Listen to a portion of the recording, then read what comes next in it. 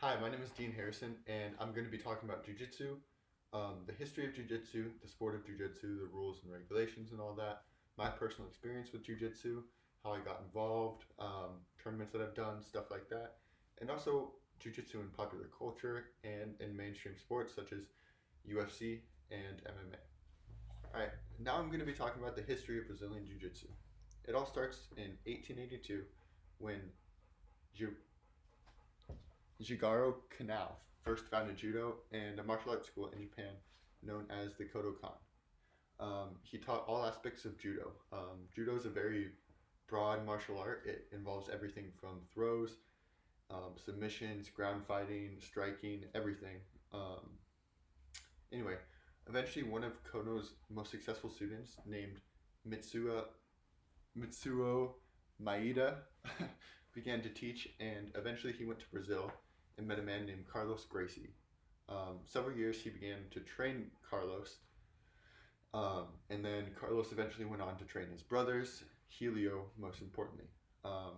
Helio was the weakest brother. He wasn't very strong, he was pretty frail, and he couldn't perform all of the judo techniques that his brothers could and that Mitsuo Maeda could as well. So he began just to focus on the ground aspects of judo, which involve joint locks such as kimuras or chokes. Eventually, he was able to beat all of his bigger and stronger brothers using these techniques, and this is how Jiu-Jitsu was born.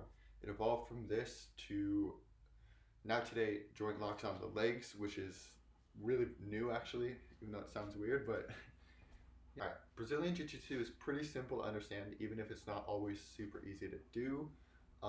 Basically, the entire point of it is to make your other person give up or submit or tap out.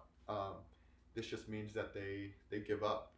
You can do this in a variety of ways, such as joint locks, Kimura locks that I showed you here, triangle chokes, which are actually one of my favorite chokes personally. Um, um, but yeah, basically the entire point of the sport is to make the other person tap out or quit. It's not like mixed martial arts or UFC. There's no striking involved. It's strictly grappling.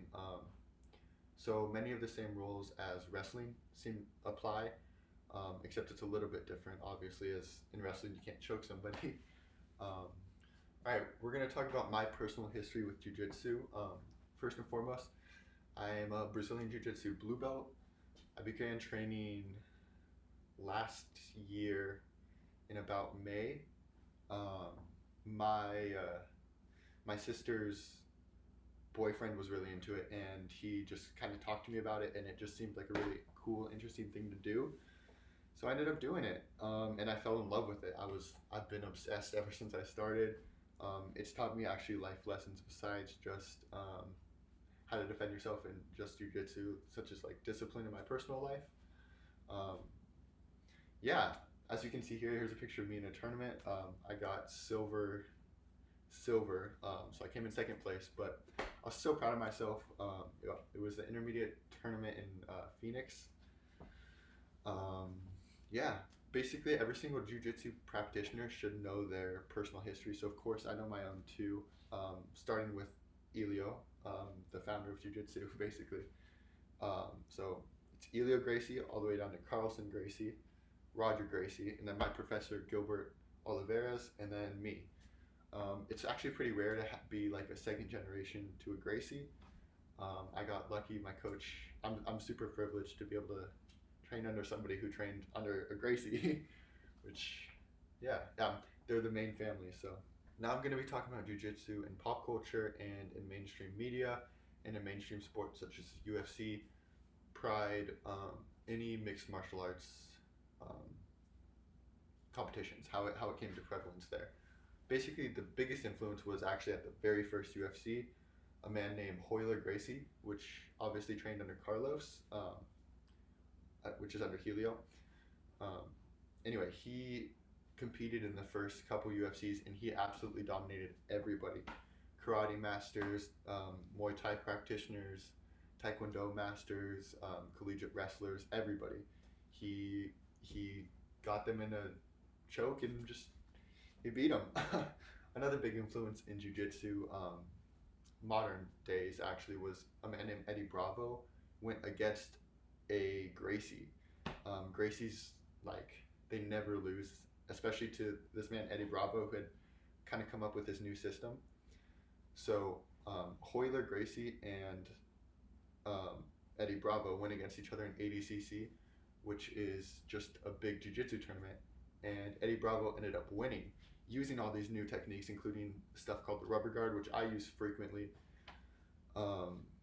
Electric chair, a bunch of moves that he came up with, and that is part of modern day jiu-jitsu.